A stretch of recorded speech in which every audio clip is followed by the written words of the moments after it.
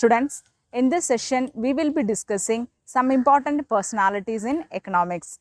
Alfred Marshall. Alfred Marshall is considered to be one of the prominent economists of his time. He is considered as the father or founder of neoclassical economics. As all of you know that in economics, there are different schools of thought. Classical school of thought, Keynesian school of thought, Neo-Keynesian, New Keynesian, Neoclassical and New Classical economists and so on. So, he is one of the founders of Neoclassical economics. He is very famous for his work, Principles of Economics. He defined economics as the study of mankind. The individual and societal action is concerned with the achievement of material requisites. So, in effect, economics is the study of mankind. He gave such a simple definition for economics. He talked about theory of capital. In theory of capital, he said that both labor and entrepreneur plays a major role. Entrepreneurship should be given more consideration and due recognition. For the development of the society and economy, capital or entrepreneur plays a major role. Labor force is also such an active force which can decide the direction of path of development. In some of his theories, he talked about demand and supply, marginal utility and cost of production. He said that marginal utility, it is the addition to the total utility. So, it is the additional satisfaction that we are deriving from the consumption of an additional unit of a product. So, marginal utility, it is the total to the total utility. It is just an addition. In demand and supply, he said that in a market economy, demand and supply will balance each other. There is price mechanism, and this price mechanism will bring the gap between demand and supply and an equilibrium will be achieved. He also talked about costs of production. As all of you know that there are 4 factors of production: land, labor, capital and organization. For all these factors, there is a payment, that is cost. So, when we are producing a particular product, we have to take into consider the cost also. So, cost of production he discussed in a theoretical manner. He tried to bring the gap between theory and business practice.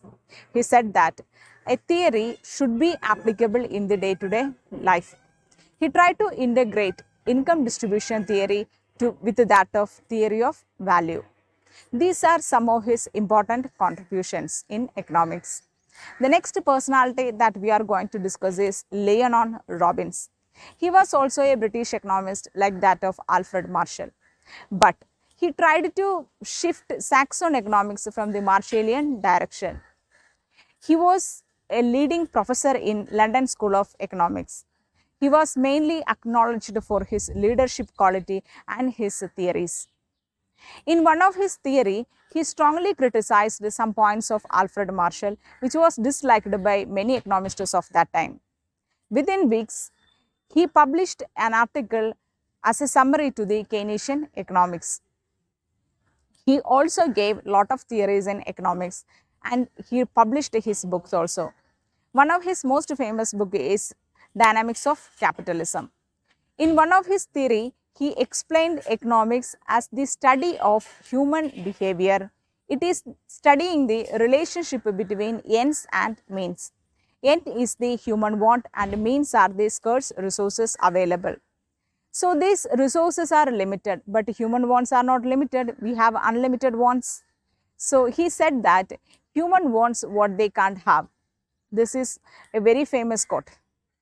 So, scarce resources has opportunity cost. Opportunity cost is the next best alternative use for gone. So, the resources should be employed or used in such a way that it should meet the needs of our society. So, these were some of the theories suggested by Leonard Robinson. He also talked about capitalism. In the next session, we will be discussing about other important personalities in economics.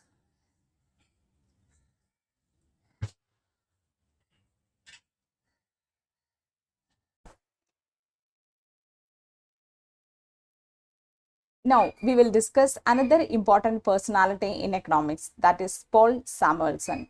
His full name is Paul Anthony Samuelson. He was born in May 15, 1915 in Indiana, US, and he died on 2009. He was an American economist who was awarded the Nobel Prize in Economic Sciences in 1970 for his fundamental contribution to nearly all branches of economic theory.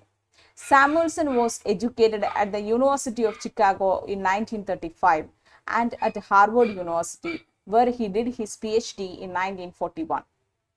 He became a professor of economics at the Massachusetts Institute of Technology in 1940. He also served as an economic advisor to the United States government.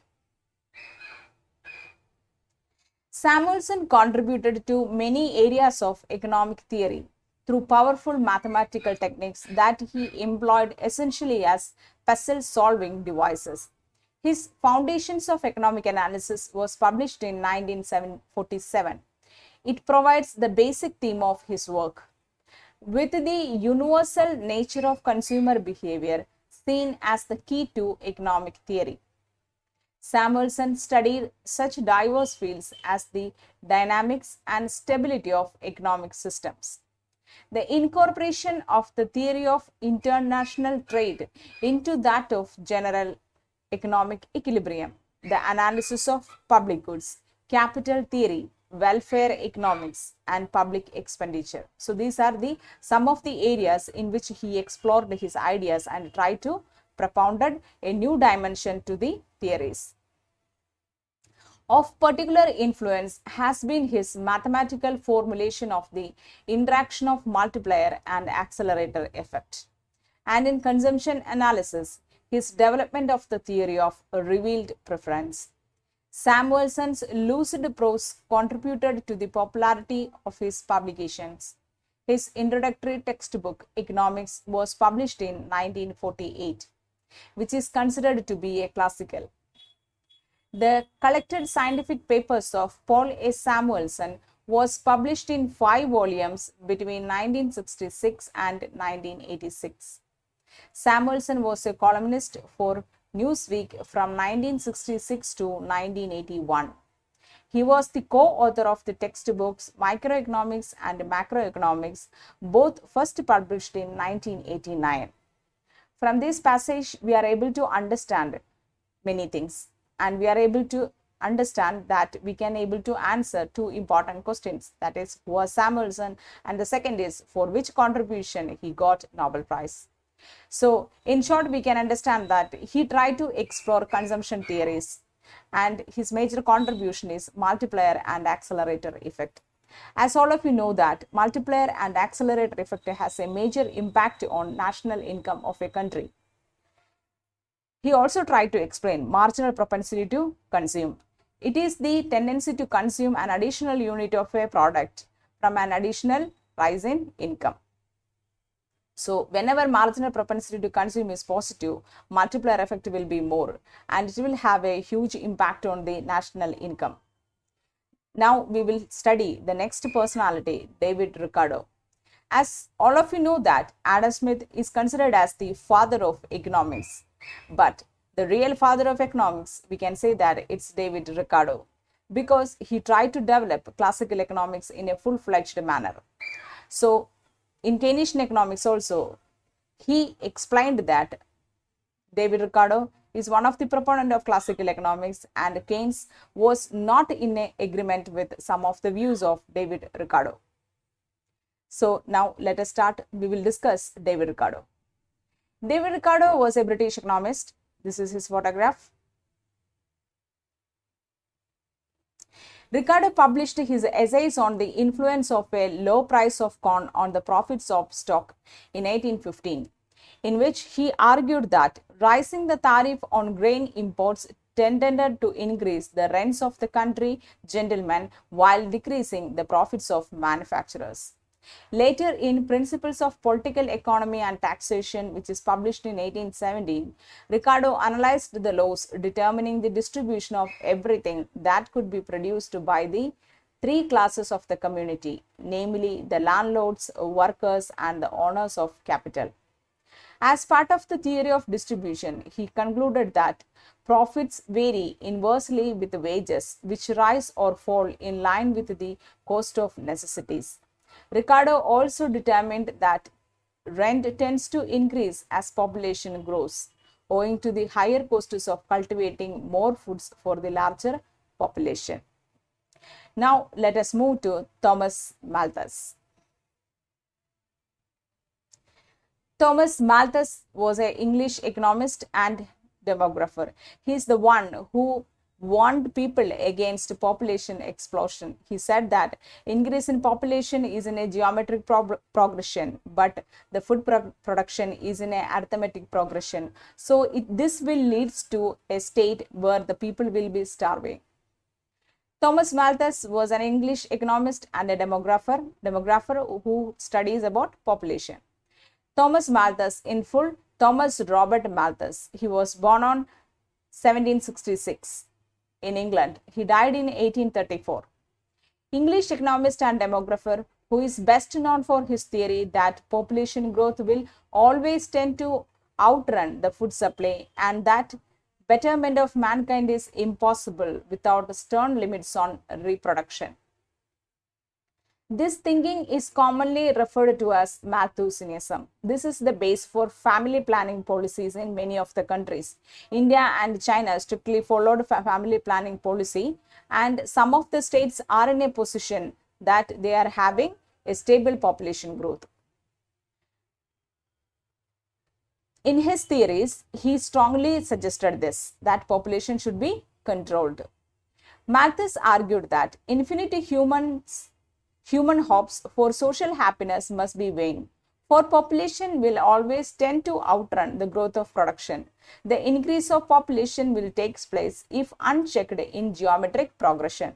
So, population growth in geometric progression, while the means of subsistence will increase in only an arithmetic progression. So, that means addition. For example, 2, 3, 4, 5. In this way only, arithmetic progression, the increase will happen. So, food production will increase like this. But geometric progression means 2, 4, 16.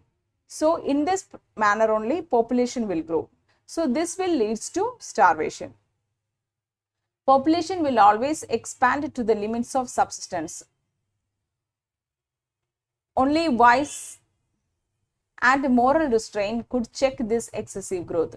The Malthusian theory of population made a strong and immediate impact on British social policy. It had been believed that fertility itself added to national wealth. A fundamental criticism of Malthus was his failure to appreciate the ongoing British agricultural revolution, which eventually caused food production to meet or exceed population growth and made prosperity possible for a large number of people. Malthus also failed to anticipate the widespread use of contraceptives, which brought about a decline in the fertility rate. So, thank you students for listening. In the next session, we will be discussing with another important personalities in economics like John Maynard Keynes. Thank you. If you liked my video, please recommend this channel to your friends. Please do like and share also. Thank you. Study well, stay safe. All the very best.